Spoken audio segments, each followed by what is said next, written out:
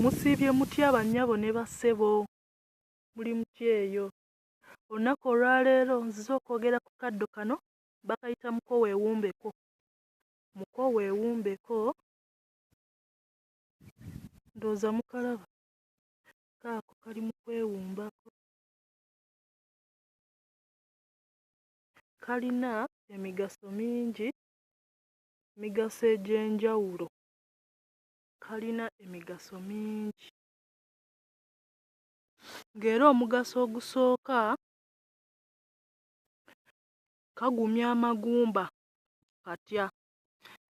Kwata ebikoola byako biyenge. Biyenge bulungi bw'omala onywe. Bw'omala ng'onywa.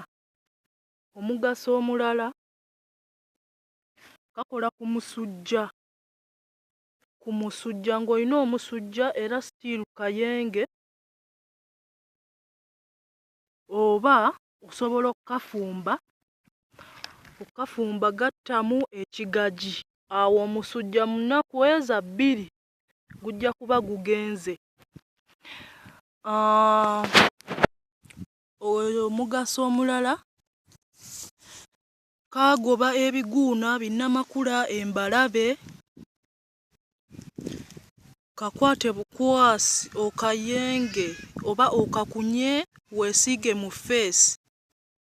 Weesiige mu mutwe gw'alina ebiguuna, ebisente.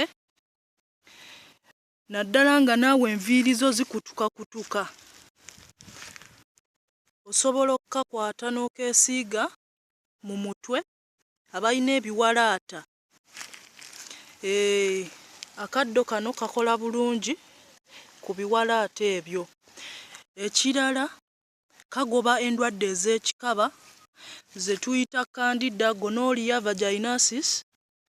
Endwadde ez'ekikaba kakwate kayenge okanaabe. Ate kafunza. Kyova olaba bakayita muko weekole ki? Weewumbeko. Ekirala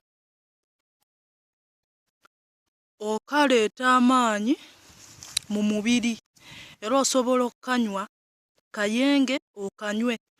Osobola okakolamu juice n'oba ng'onywanywako bw'oba toyina maanyi mu mubiri. Kaleeta amaanyi mu mubiri. Neeyanzizza okumpuliriza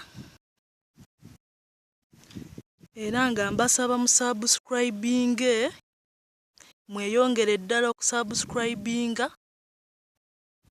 Mweraba.